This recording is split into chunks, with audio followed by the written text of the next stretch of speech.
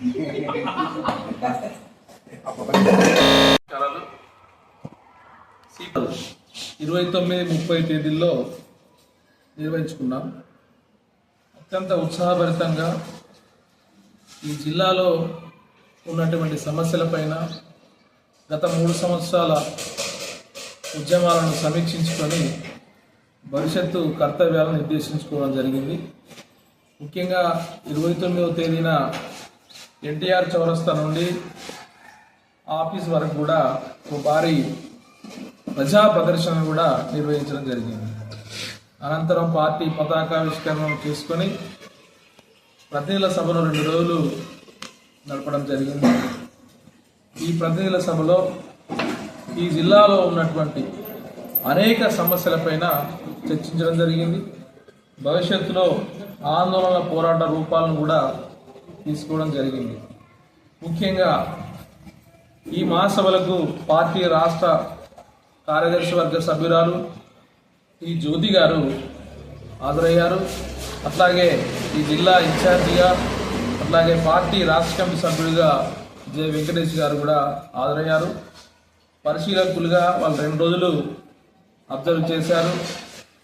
ప్రతినిధులు నూతన ఉత్తేజంతో చర్చల్లో పాల్గొన్న తీరు బాగుందని చెప్పేసి ప్రశంసించారు.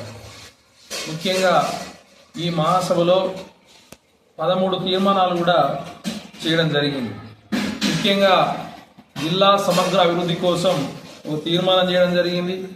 తిమ్మాపూర్, గన్నేరువరం, చిగురు మామిడికి సంబంధించి సాగునీటి సమస్యలు పరిష్కరించాలని చెప్పేసి, అట్లాగే తోటపల్లి రిజర్వాయర్తో ఇబ్బందులు పడుతున్న రైతాంగ సమస్యలు పరిష్కరించాలని చెప్పేసి, ఈ జిల్లాలో పరిశ్రమలు ఏర్పాటు చేయాలని చెప్పి, ఇప్పుడు వైఎస్ రాజశేఖర రెడ్డి హయాంలో సేకరించినటువంటి నేదునూరు విద్యుత్ ప్లాంట్ను కూడా పూర్తి చేసి ప్రజలకు అందుబాటులోకి తీసుకురావాలని చెప్పేసి, అట్లాగే ఈ జిల్లాలో సమశీతోష్ణ స్థితి, భారతదేశంలో సమశీతోష్ణ స్థితి ఉన్నటువంటి ప్రాంతమైనటువంటి మన జిల్లాలో సీడ్ బౌల్ ఏర్పాటు చేయాలని చెప్పేసి, అట్లాగే ప్రభుత్వ హాస్పిటల్లో కనీస సౌకర్యాలు కల్పించాలని చెప్పి, అట్లాగే ఈ సిటీతో పాటు మిగతా మొత్తంగా ఉన్నటువంటి ముఖ్యమైనటువంటి కూడళ్ళు జమ్మికుంట, హుజురాబాదు, చొప్పదండి, అట్లాగే కొత్తపల్లి ఇట్లాంటి ప్రతి మండల హెడ్ క్వార్టర్లో కూడా ఈ బెడ్స్ సౌకర్యం పెంచాలని చెప్పేసి, పరికరాలు ఉండాలని చెప్పేసి, డాక్టర్లు అందుబాటులో ఉంచాలని చెప్పేసి, పరీక్షలు చేయాలని చెప్పి, ఫ్యాకల్టీ లేదు ఫ్యాకల్టీని ఏర్పాటు చేయాలని చెప్పేసి, కనీస సౌకర్యాలు కల్పించాలని చెప్పేసి, దానిలో కూడా రోగులకు చికిత్స అందించే విధంగా ఏర్పాటు చేయాలని చెప్పేసి, అట్లాగే కాజీపేట కరీంనగర్కు రైల్వే లైన్కి సంబంధించి త్వరితగతిన పూర్తి చేయాలని చెప్పేసి, ఎప్పటి నుండో నానుతా ఉంది, భూమి సేకరణ అయిపోయింది, పని నడుస్తూ ఉంది. కొత్తపల్లి మనోహరాబాద్ రైల్వే లైన్ వెంటనే పూర్తి చేసి అది ప్రయాణికులకు వీలైన తొందరగా అందుబాటులో తీసుకురావాలని చెప్పేసి కూడా మహాసభ డిమాండ్ చేయడం జరిగింది. అట్లాగే ఇప్పుడు నత్తనడకగా కొనసాగుతున్నటువంటి వరంగల్ జగిత్యాల 4-వే లైన్ను త్వరితగతిన పూర్తి చేయాలని చెప్పేసి కూడా మహాసభ డిమాండ్ చేసింది.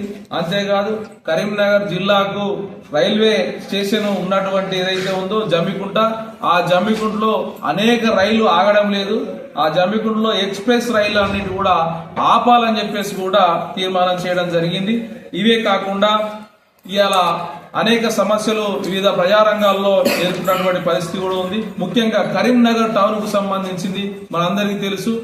డంప్ యార్డు వల్ల అనేక ఇబ్బందులు అవుతున్నాయి, శ్వాసకోశ వ్యాధులు వస్తున్నాయి. ప్రతి ఎండాకాలంలో కాలిపోతే బూడిది వస్తూ, పొగ వస్తూ, దట్టమైన పొగలు వస్తూ ఇబ్బంది పడుతున్నటువంటి ఒక 7-8 కాలనీలు, డివిజన్లు కూడా ఇబ్బంది పడుతున్నారు. వెంటనే ఈ డంపింగ్ యార్డ్ ఎత్తివేయడం కోసం రాష్ట్ర మంత్రి పొన్నం ప్రభాకర్, అట్లాగే కేంద్ర మంత్రి బండి సంజయ్ ప్రత్యేక చొరవ తీసుకుని డంప్ యార్డ్ వేరే చోటికి తరలించాలని చెప్పేసి మహాసభ డిమాండ్ చేయడం జరిగింది. అట్లాగే రైల్వే ఫ్లైఓవర్ బ్రిడ్జి పనులు కూడా నత్తనడకగా కొనసాగుతున్నాయి. అది రోజుకు 20-30 సార్లు పడడం మూలంగా ఎమర్జెన్సీ ఉన్న వాళ్లకు ఇబ్బందికరమైన పరిస్థితి ఉన్నది. రోగులు చనిపోతున్నటువంటి పరిస్థితి కనిపిస్తూ ఉంది. కాబట్టి వెంటనే ఈ విషయంలో కల్పించుకొని కేంద్ర రాష్ట్ర మంత్రులు కల్పించుకొని పూర్తి చేయాలని చెప్పేసి కూడా ఈ మహాసభ డిమాండ్ చేసి తీర్మానం చేసింది. అట్లాగే ఈ కరీంనగర్ పట్టణంతో పాటు చుట్టుపక్కల ఉన్నటువంటి మండలాల్లో ప్రభుత్వ భూములు మొత్తం కూడా అన్యాక్రాంతమైనవి, చెరువులు కూడా మొత్తం అన్యాక్రాంతమైనవి. ఈ పట్టణంలో ఉన్నటువంటి భూములు, చెరువులు అన్యాక్రాంతమైనటువంటి వాటిల్లో ప్రజాప్రతినిధులే ఎక్కువ శాతం ఉన్నారని చెప్పేసి వాటన్నిటిని కూడా ప్రభుత్వమే స్పందించి ఈ చెరువులకు అట్లాగే ప్రభుత్వ భూములకు హద్దులు నిర్ణయించి ఎంక్రోచ్ చేసిన వాళ్ళపైన కఠిన చర్యలు తీసుకోవాలని చెప్పేసి ఈ మహాసభ సందర్భంగా తీర్మానం చేయడం జరిగింది. అట్లాగే మహిళలపై జరుగుతున్నటువంటి అఘాయిత్యాలను అరికట్టాలని చెప్పేసి ఈ మధ్యకాలంలో చూస్తున్నాం.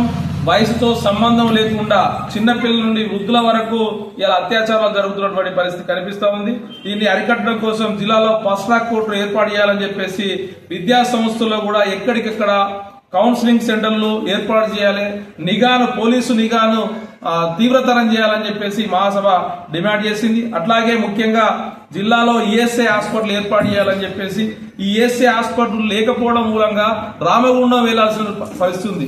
మన దగ్గర అనేక పరిశ్రమలు ఉన్నాయి, అనేక షాపింగ్ మాల్లో పనిచేసే వాళ్ళు ఉన్నారు, హాస్పిటల్లో పనిచేసే వాళ్ళు ఉన్నారు, ఇతరత్ర అన్ని రంగాల్లో పనిచేసే వాళ్ళు ఉన్నారు. వాళ్ళ వాటా ఉంటది. ఈ వాటాను వాళ్ళు ఉపయోగించుకోకుండా రోగాలు వస్తే పక్కకు వెళ్లాలంటే ఇబ్బందికర పరిస్థితి ఉంటుంది. కాబట్టి ఈ విషయంలో కేంద్ర మంత్రి బండి సంజయ్ గారు ప్రత్యేక చొరవ తీసుకోవాలి. ఖచ్చితంగా ఈఎస్ఐ హాస్పిటల్ రావాల్సినటువంటి అవసరం ఉంది. ఈ ప్రాంత ప్రజానీకానికి అది చాలా ఉపయోగకరంగా ఉంటుందని చెప్పేసి మహాసభ నొక్కి మరీ డిమాండ్ చేసినటువంటి పరిస్థితి ఉంది. ఏర్పాటు చేయాలి. అట్లాగే ఈ రాష్ట్ర ప్రభుత్వం నిరుద్యోగ భృతి ఇస్తా అని చెప్పింది. నిరుద్యోగ భృతిని వెంటనే ప్రకటించి అమలు చేయాలని చెప్పేసి ప్రతి మండలంలో క్రీడా మైదానాలు ఏర్పాటు చేయాలి. అట్లాగే గ్రంథాలయాలు కూడా ఏర్పాటు చేయాలి.